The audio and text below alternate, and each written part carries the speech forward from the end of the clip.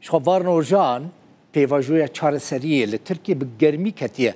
ڕۆژەوێ دی دیارە گاوێن باش تێنە ئاوێتن چارەسەریەک چێ دبە وێ باندۆرەکە گەلێکی باش لە بەشێندنێن کوردستانێژی بکە بە تایبەتی ڕۆژ ئاوا و باشوورێ کوردستانیش خوا سەرۆکوماری تورکیا ڕەجەب تایب ئەردوغان لەسەر پێواژۆیە لەگەل پەکەکێ گوت ئەو ژە پێشڤەچوونان دڵخۆشن یعنی رازینە و دبێژە ئەو ڕێ نادن کەسێک وێ پێواژۆیە خراپ بکە تێک بدە هەروەها کابینەیە حکوومەتە تورکیژی ڕۆژە دوشەمێ بە سەرۆکەتی ئەردوغان لە ئەنقەرێ جڤیا پشتی جڤینە ئێدی داخویانیە کاتە داین ئەردوغان دگۆتارە خۆدا بەحساوەیەکێ کرد و پێواژۆیە تورکیا بێتەرۆر هەم لە وڵاتێوان هەم لە تورکیە هەمژی دناوە پەکێکێدا دەبێژە هەنەکەنە خراپ دکن دخوازن خراپ بکن لە ئەو ڕێ نادن نەیەن دناوە پەکێکێدا نەژیەن لە تورکیە وێ پێواژۆیە خراپ بکن ئەزە ئیرۆ بفەرهی بەحساوێ مژارێ بکەم لەگەل کێ لەگەل محەممەد دارە ئاکار سەرۆکی بەرێ ئاک پارتی لە ئامادێ ژە ئامادێ لە گەلمنەکەک محەممەد دەماتە خۆش بە خێراتی کێفخۆش بووم دەبی میوانێ من کاک محەممەد پرسەیەکێشتە بکەم دبەکۆنەکی پرسەکە ji bo te nizanim çawabelê ji bo xelkê wê gelekî girîng be kengî wê grûpeke pekekê çekên xwe deynin gelo em karin dubare bikin min hez kir kak Mihemed kengî behsa çekdanînê tê kirin praktîk wê kengî pekekê çekan deyne yanî grûpeke pekekê dibêjin wê çekan deyne min xwest bizanim ew grûp wê kengî çekên xwe deyne baş e tamam qismen me fêm kir wekî warî ziman bi rastî di raya giştiya Tirkiyeyê da û raya giştiya Kurdan da eviya tê nîqaşkirin tê axaftin vê heftê bi vê agahiyê dest pêkir em karin bêjin li gor agahiyê ku ketine destê me di rojên pêşiya me de ne zêde dûr belkî nava 10 rocan da ew ên hinek dîmen û vîdeoyê derheqê çekberdanê de bên weşandin wekî ku di çapemeniya Kurdan da jî tê axaftin daxwaziya Öcalan jî di wê warê de ye belkî bangeka wî jî li ser vî hebe ew ê bi merasîmek bi törenek û wek em bêjin ji dunyayê gelek medya jî werin bi wê hewayê bi törenek ew çekberdan asta yekemîn ew çekberdanê yekemîn ew ê dest pê bike feqet tabî ew ê çawa bibe em nizanin li ku derê be kak Mihemed ecebe ew çekdanîn ew merasîm wê li ku derê be li gor agahiyên te yani texmînen li Herêma Kurdistana Iraqê belkî hawirdorên kampên Kandîlê yani li Tirkiyeyê zêde em bêjin milîtanê PKK nemane war törenek çêbûna wî em pir ew nabînin feqet ke bibe ev ya derê dorên Kandîlê cikek ta belkî em pê nizanin feqet navbera dewlet û navbera PKK da belkî ev ya tê axaftin feqet tiştê balkî ev ya ku îro dewlet Bahçeli hanî ziman got carekî dî bang kir ku şert û mercên bo ewlehiya çekberdanê ew şert û merc gere bên çêkirin ew banga wî ji bo kî bû banga Bahçeli ji bo dewletê bû yani şert û mercên emniyeta çekberdanê çi ye bi rastî piranî bar dikeve ser milê Tirkiye da ku yani êrişê tiştek çênebe feqet tehdît ji Tirkiye nayê yani em bi vê awayî nikarin vê şirove bikin belkî hinek li rojalata navîn henin ku naxwazin ev çekberdan çê bibe ew jî yani elhasil emniyeta vîya belkî Tirkiye Herêma Kurdistanê dewleta Iraqê bi hev re di nav mekanîzmayek da via belkî xeber dane kak Mihemed li Tirkiye mesela min la xaftina Birêz Erdogan gudarî kir li Tirkiye tu aliyek heye ku li dijî proseya çekdanînê be belê henin feqet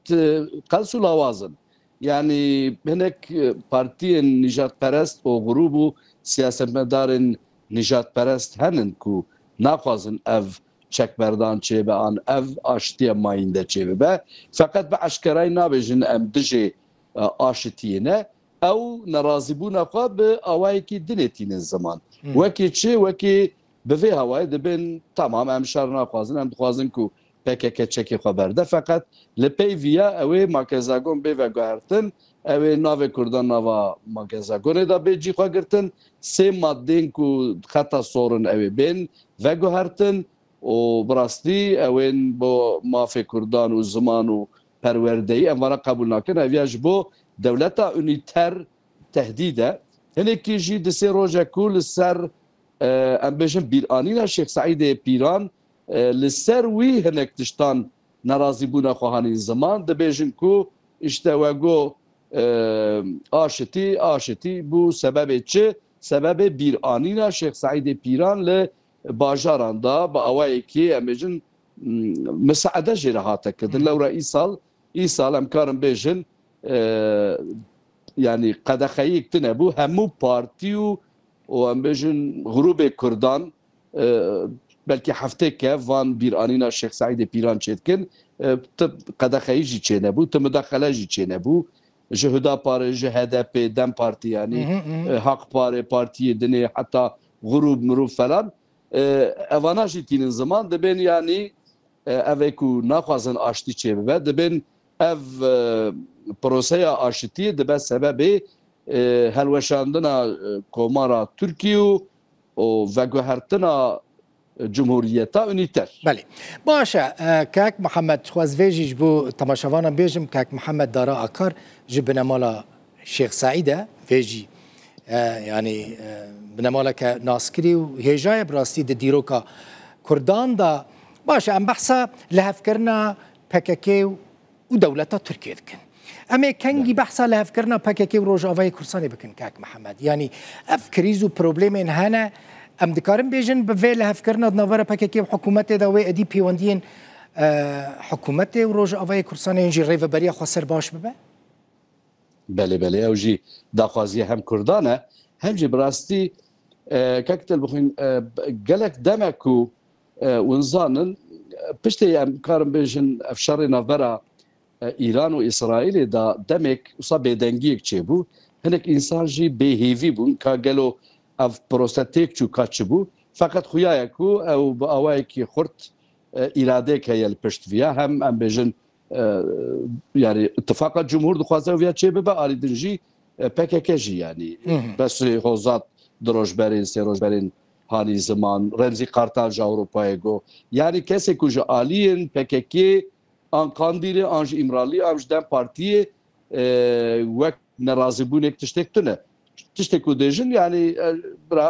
ريفورم تشاكسازين سياسي ديمقراطيك تشي بن اوايكي ياساي بنجهك جرا تشي ببا هری مسئله مهم چیه؟ نوبرا روژاوای کردستان و نوا ترکیه دا او تکری چاهم ببین ایرو شرط و مرز گلک ام بیجن خوش بونه یعنی چند ماه بره بلکی سالک بره تندو توجی زمانه که تندو توجه بو و ام بیجن نگاتیفه بو فقط وی وارده جی هیدی ورده گاوین پوزیتیف تین گوه من بالنافبريه فرنسا ياس تخمين دكم يعني حكومتها هريما روجافاي يعني ريفابريه خسري ونوفا تركيا دا استخبارات تركيا دا محتمل اكو افيش خواهات الزمان كسيجي يعني او نكر انكار نكر بلي اف دبلوماسي دوام دكا التخمين دكم اف جار امكارن بيجن يعني يكمين دا جي من رول قرتبو از تيدابوم و دمکی دریجی از سروک اق پارتی شاق دیاربکری به باجار دیاربکری به وی دمیدا دمکو بیجن پروسه اشتیا یکمین و شاق هبو ایرو از کارم برحتی بیجم ام گلک پیشتا چونه هم د داخوازی کردان دا راسیونالیزم هیا هم جی و گوهرتنا دولتا ترکیه چه بو كاكي اسكارم بعشكراي فيا بيجم يعني وقت يكمين دا برين دا ميكانيزم الدولات يجي فنا ايروين نبو قالك غروب نوبة دولة تركيا دا هبو دولة كورم بيجن وانجخوا ندخواستن فاتو هبو نوبة دولات دا سيستم وسايات هبو نوبة حكومات دا جي ان تشتي مهم كيبو ام بيجن دولة باچليو مهبا و CHP و çaxê dijî proseya aştî pêvajoya aştî bû feqet îro ew tev hatin veguhertin bo Kurdan jî ev em karin bêje bi as rahetiyê hem siyaseta Kurd gavên erînî avêt hem ji devlet. Tiştekî din kek Mihemed. Mesela Öcalan, Brez Öcalan got ew dixwaze li gel Mezlûm Abdî bicive. Türkiye wê rê bide Mezlûm Abdî ku biçe li gel Öcalan bicive? Yani belki nava rocan da heftan da nebe fakat peşe demê da peşa rojê da ez viya bawer dikim ew çê bibe. Lewra yani em ê Mezlûm Abdî em ê biborîne em ê Mezlûm Abdî li cem we bibînin? Me eviya di rûdavê da çend hefte berê got. Min got belê di rûdavê de marî ziman min got ew ê nava vê salê da Mezlûm Abdî were Ankarê û were hevdîtinek bi Tirkiye bike. Çima me eviya got neku em bêjin agahiyek istixbarî destê bida nîne. Feqet wexta meriv li Ankarê wek em bêjî siyasetmedarê dora Ankara AK Partî û İttifaka Cumhur, rojnamevanê dora AK Partî û İttifaka Cumhur ji dewletên gelek kesan hevdîtinê min çê dibin têkiliya me heye. Kes nabêjî ku êdî feneberîn Mezlûm Abdî em bêjin nabi yani sıfatê wîn ku bi berê bi awayê yani haşa em bêjin bi terorîstî wî daniyan zaman fakat ev hat veguhertin. Zanin di zimanê dewletê da di jargonên dewletê da jî veguhertin çêbûye. Tabii li vê dere ez bawer dikim navbera Şamî û rêveberiya xweseriya Rojavayê da ew hevdîtinê ku çê dibin wek em bêjin heyetek here Şamê li wê derê pêşgav gavên herîmî bête avêtin evên tesîra xwe ya pozîtîf li ser Tirkiye jî çê bike feqet bi kurtahî ez viya bêjim ev car îradekî xurt ji alî dewleta Tirkiye jî heye alî PKK jî heye ev tiştê dinê teferruatin esil çi ye esil hêdî aştîka mayînde ye hatina Mezlûm Abdî an em bêjin tiştên dî wek teferruatin tiştên di tarîxê wê da di nava em bêjin teqwîmê da tiştên çinem yani esasî ne tiştên teferruatin. Belê gelekî spas malata ava Mihemed Dara Akar serokê berê AK Partî li Amedê ji Amedê bîvanê me bûyî. Zor spas. Sağ ol, sen çavê. Gelekî spas.